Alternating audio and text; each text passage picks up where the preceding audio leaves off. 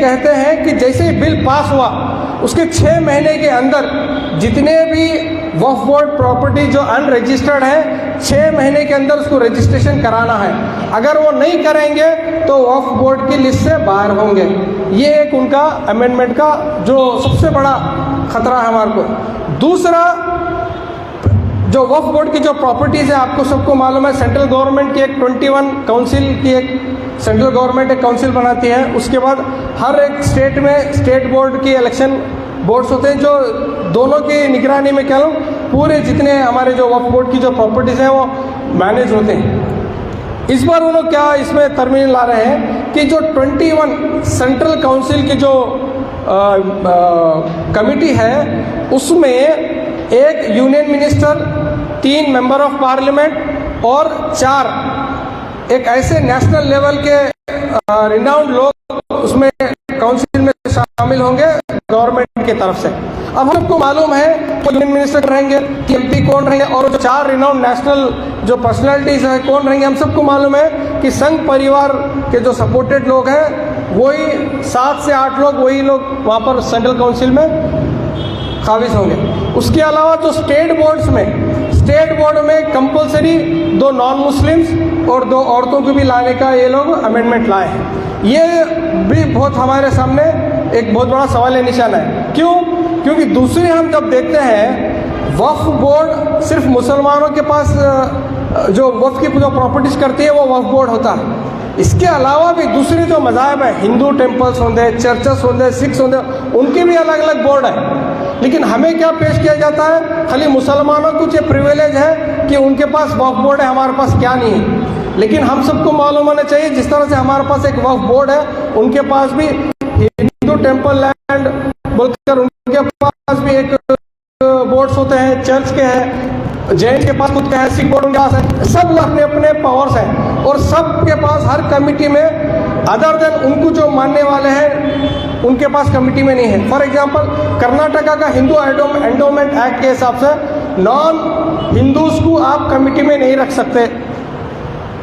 Church का भी वैसी है, सिख का भी ऐसी है। लेकिन यहाँ हमारे स्टेट बोर्ड ऑफ औकाफ कर्नाटका में क्या करेंगे, अब 2 हिंदूज को कंपल्सरी रखेंगे। तो हमारा सवाल यही है कि जब हिंदू टेम्पल्स में होंगे, चर्चेस होंगे या सिख गुरुद्वारा होंगे, वहाँ पर दूसरे मज़हब के मानने वालों को नहीं है क्योंकि वो मज़हब के मानने वाले उनको उसको ऑर्गेनाइज करना है, उसको मैनेज करना है। यहाँ पर मुसलमानों को क्यों थोप नहीं मिलकर, ये हमारा कंटेंशन है। तीसरा जो हमारा सबसे बड़ा सवाली निशान है, जो भी लैंड डिस्प्यूट चल रहे हैं, हम सबको मालूम है कि तकरीबन वक्फ की प्रॉपर्टीज खुद स्टेट गवर्नमेंट और सेंट्रल गवर्नमेंट ने कब्जा करके बिल्डिंग्स बनाए हैं। जैसे ही एक्ट पास होता है वो एक्ट पास होते साथ जितनी भी गवर्नमेंट की बिल्डिंग्स वो प्रॉपर्टीज में है वो डिस्प्यूटेड नहीं रहेंगे, वो सीधा गवर्नमेंट की प्रॉपर्टी जाएंगे। तो डिस्प्यूटेड खत्म, सीधा वो गवर्नमेंट की प्रॉपर्टी हो जाएंगे। इसके ऊपर भी हमारा सवाल ही नहीं। चौथा, ये बार बार मीडिया के जरिए से हमें बताते हैं कि जो ट्रिब्यूनल है हमारा वक्फ ट्रिब्यूनल, ये वक्फ ट्रिब्यूनल पूरा होल एंड सोल है। जो प्रॉपर्टी इसको वक्फ बोलते हैं इनके नाम पे हो जाती है, जिस जगह पे उंगली रखते हैं वो वक्फ बोर्ड के होते हैं। ये जो फैलाए झूठ, इसके ऊपर भी हमें बात करना है। इस तरह से हम देखते हैं सुप्रीम कोर्ट की जजमेंट्स हैं, कोई भी ट्रिब्यूनल के पास इतने पावर्स नहीं होता है कि वो सोली इतने पावरफुल हो। ट्रिब्यूनल्स को भी क्वेश्चन किया जा सकता है, हाई कोर्ट में भी, सुप्रीम कोर्ट में भी। ये जो गलत फहमी जो पेश कर रहे हैं, ये वक्फ ट्रिब्यूनल को ही निकाल कर कोई भी स्टेट रैंकिंग हाई ऑफिसर को क्या लोग अपॉइंटमेंट कर रहे हैं कि ये जो हमारे वक्फ बोर्ड के डिस्प्यूट है, फॉर एग्जाम्पल 2 लोगों के बीच में डिस्प्यूट चल रहा है, ये ट्रिब्यूनल में जाता था कि 2 लोग भी अपने प्रॉपर्टीज़ के डॉक्यूमेंट्स बताते थे कि वक्फ ट्रिब्यूनल जज करता था कि किसकी प्रॉपर्टी है। अब ये वक्फ ट्रिब्यूनल को हटाकर हाईएस्ट स्टेट रैंकिंग ऑफिसर को अपॉइंटमेंट करेंगे स्टेट गवर्नमेंट के जरिए से। अब उन्होंने डिसाइड करेंगे कि ये जो प्रॉपर्टी है वक्फ की है क्या नहीं है। हम सबको मालूम है कितने भी बड़ा हाई रैंकिंग ऑफिसर रहते, डीसी रहते, आरसी रहते, कितना भी बड़ा ऑफिसर रहते, स्टेट गवर्नमेंट जो बोलती है वही उनको मानना पड़ता है। और स्टेट बोर्ड बोलती है कि अगर इनकी प्रॉपर्टी है तो उधर उनकी तरफ जाती है। तो ये जो नाइंसाफ़ी का मामला हमारे साथ होने वाला है, इसके ऊपर भी हम तवज्जो देना। रिसेंट का ये एग्जाम्पल मैं देता हूँ। हमारे पास वफ़ अदालत बोल के स्टार्ट करे रिसेंटली। जैसे ही वफ़ अदालत का स्टार्ट होते साथ ही डीसी की तरफ से बहुत सारे किसानों को क्या नोटिस गए। नोटिस जाने के बाद बीजेपी को इतना अच्छा मुद्दा मिला, वो नोटिस के खिलाफ ज़मीन पे है कि किसानों को स्टेट गवर्नमेंट किसानों को हटाकर ये जो ज़मीन है, जो एग्रीकल्चर लैंड है, ये वफ़ को देने वाले की इनकी साजिश है बोलकर पूरे स्टेट लेवल में हम देखते हैं कि बीजेपी ये इशू को लेकर उठी है। होना चाहिए था कांग्रेस गवर्नमेंट को कि ये इसको क्लेरिफाई करना था।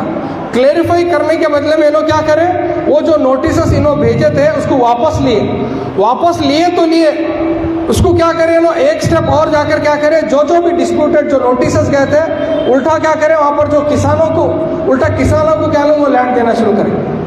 अभी वफ़ अमेंडमेंट बिल आया च नहीं, वो आने से पहले क्या करें, ये लोग किसानों के वजह से हमारे को स्टेट गवर्नमेंट में क्या नुकसान होता है कि फिर हिंदू वोट बैंक हमारा क्या खराब होता है कि बोलकर ये जो नोटिस है जिसको दिए, इन्हों क्या करें आनंद फानन में वो नोटिस में से भी वापस लिए, उल्टा क्या करें गैजेट इनको जो वफ़ में जो प्रॉपर्टी थी वापस उसको निकालकर उनके नाम पे करना शुरू करें।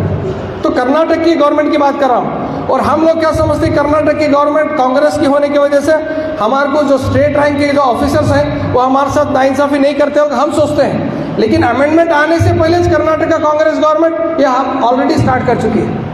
तो स्टेट रैंक ऑफिसर्स क्या लोग अपने गवर्नमेंट के अधीन रहते हैं, उनके अंडर में रहते हैं, तो उनको इतना सुपर पावर देना, उनको इतना जज का पावर देना कि उन्होंने डिसाइड करना कि ये वफ़ की लैंड किसकी है, ये बहुत बड़ी नाइंसाफ़ी है। दूसरा हमारा ऑब्जेक्शन है कि पहले हर कोई जो इखलास के साथ वफ़ के लिए प्रॉपर्टी डोनेट कर सकते थे, इवन नॉन मुस्लिम भी वफ़ के लिए डोनेट कर सकते थे। हम देखते हैं बहुत सारे खेड़ों में, बहुत सारे विलेजेस में ज़्यादातर जो ख़बरस्तान है हमारे हिंदू भाई वफ़ करे हुए ख़बरस्तान हम देख चुके हैं। लेकिन ये अमेंडमेंट क्या बोलती है, वफ़ अगर ज़मीन करना है तो वो मुस्लिम होना चाहिए, वो भी प्रैक्टिसिंग मुस्लिम होना चाहिए 5 साल का। A waqf can be donated by a Muslim who is a practicing Muslim for 5 years। इसका मतलब ये है कि नॉन मुस्लिम सब वक्फ बोर्ड को डोनेट नहीं कर सकते। और दूसरा मुसलमान भी वो मुसलमान डोनेट करना जो प्रैक्टिसिंग मुसलमान रहना 5 साल से। अब ये कौन तय करेंगे कि मुसलमान 5 साल से इन्हें मुसलमान है बोलकर? क्या डीसी गुलबर्गे का डीसी तय करेंगे कि रहीम पटेल 5 साल से इन्हें मुसलमान है बोलकर? तो ये बहुत बड़ा सवाल निशान हमारे सामने है। और एक सबसे बड़ा इसमें अमेंडमेंट में क्या है कि मुतवल्ली जो भी वक्फ प्रॉपर्टीज मुतवल्ली इसके अंडर में है, गुड मुतवल्लीज रहना, गुड कैरेक्टर का मुतवल्ली रहना। अब वो कैरेक्टर सर्टिफिकेट कौन देंगे मुतवल्लीज को? डीसी देंगे, आरसी देंगे, क्या स्टेट गवर्नमेंट देंगे? इसका मतलब ये मुतवल्ली अच्छा है, ये मुतवल्ली अच्छा नहीं है बोलकर उन्हें अपने हिसाब से रखकर उसको क्या चेंज करेंगे? तो ऐसे जो 6 जो हमारे सामने जो सबसे बड़े सवाली निशाने हैं, ये अमेंडमेंट बिल पास होते साथ ही जो हमारे पर मुसीबत आने वाले हैं इसके ऊपर भी हमारे को चलना है। और दूसरी जो हमारे पास रवायती हम सब लोग हमारे स्पीचेस में हम बोलते हैं कि पूरी कर्नाटक पूरी इंडिया में डिफेंस और रेलवे के बाद सबसे बड़ा वक्फ किसके पास है, जायदाद किसके पास है बोले तो हम मुसलमान वक्फ बोर्ड के पास है बोलकर हम ये बोलते रहते हैं। लेकिन ये सबसे बड़ा झूठ है, सबसे बड़ा झूठ है। हम खुद हमारे स्पीचेस में हमारे मुस्लिम लीडर्स बोलते हैं कि डिफेंस के बाद और रेलवे के बाद सबसे ज़्यादा ज़मीन वक्फ के पास है, लेकिन ये सफ़ेद झूठ है। हमारे पास टोटल 8,72,000 प्रॉपर्टीज़ है पूरे इंडिया में, और अगर इसको एकर्स में अगर कन्वर्ट करेंगे तो 9,40,000 एकड़ ज़मीन है इसकी। उसके बलखिलाफ अगर हम हिंदूज के पास अगर देखेंगे, सिर्फ तमिलनाडु के टेम्पल्स के पास 4,50,000 एकर्स है। खाली तमिलनाडु एक स्टेट में उनकी टेम्पल्स के पास कितने एकड़ है? 4,50,000 एकर्स। आंध्र प्रदेश जो कितना छोटा स्टेट्स है उनकी वहाँ पर अगर जायजा लेंगे तो वहाँ की टेम्पल में 4 लाख एकड़ वहाँ के हिंदू टेम्पल के पास उनकी लैंड है। ओडिशा में सिर्फ 13 ऐसे टेम्पल्स हैं जिसके पास 13,000 एकड़ से ज्यादा उनके पास टेम्पल जायजा है। खाली 4 स्टेट आंध्र प्रदेश, तेलंगाना और ओडिशा खाली ये 4 स्टेट के हिंदू टेम्पल्स में कितने जायदाद अगर आने बोले तो 10 लाख एकड़ से ज्यादा खाली 4 स्टेट में आते हैं। और हमारे पास पूरे इंडिया में कितना 9.5 लाख एकड़, और उसमें भी खबर सबको मालूम है कि 50% ज्यादा कब्जा हो चुका है। तो ये बोला कि वक्फ के पास इतनी जायदाद है, मुसलमान पूरा ये राज कर रहा है, ये सबसे बड़ी गलत फहमी और सबसे बड़ा सफ़ेद झूठ हम सब लोगों के पास है। तो ये चीज़ों को लेकर हमें ज़मीन पे उतरना है। और अल्हम्दुलिल्लाह हम सबको मालूम है कि मुस्लिम पर्सनल लॉ बोर्ड जब से ये सेंट्रल स्टेज लेकर काम स्टार्ट की है, 2-3 दिन से आप देख रहे हैं कि मुस्लिम पर्सनल लॉ बोर्ड के जो लीडर्स हैं, खासकर सेक्रेटरी, जनरल सेक्रेटरीज के ऊपर, उनके ऊपर स्पीचेस के ज़रिए से, इंटरव्यूज़ के ज़रिए से बीजेपी और संघ परिवार कितना हमला कर रही है आप सबको मालूम।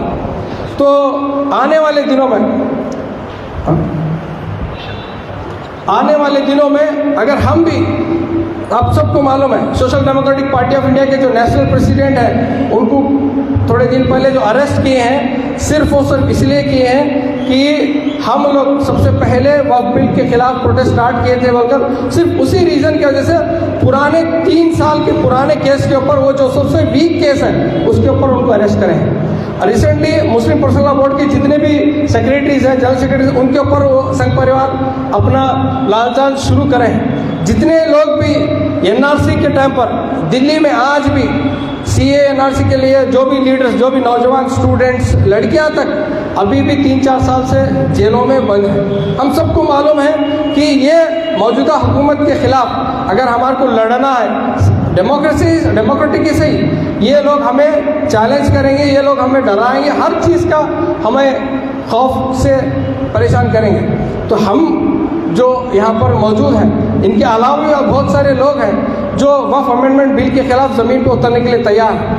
आज का जो मैसेज हमारा यही है कि आने वाले दिनों में जब भी मुस्लिम पर्सनल लॉ बोर्ड इंशाल्लाह बोलेगी कि हमें ज़मीनी सतह पर उतर को काम करना है, इसके खिलाफ जिस तरह से एनआरसी सीए में हम सब मिलकर बिना पॉलिटिकल प्लेटफॉर्म के एफिलिएशन के, बिना कोई मसलक के, हम सब मिलकर एक प्लेटफॉर्म पे आकर हम जो काम किए थे, इंशाल्लाह आने वाले दिनों में उसी तरह से हम एक ज़बरदस्त, एक यूनाइटेड फोर्स की तरह हम सब मिलकर काम करेंगे। उम्मीद के साथ social democratic party of India Gulbarga की जानिब से आज एक छोटा गेट टुगेदर, एक प्रोग्राम रखा गया था, और एक मरतबा आप तमाम लोगों का मैं तहे दिल से शुक्रिया अदा करता हूँ।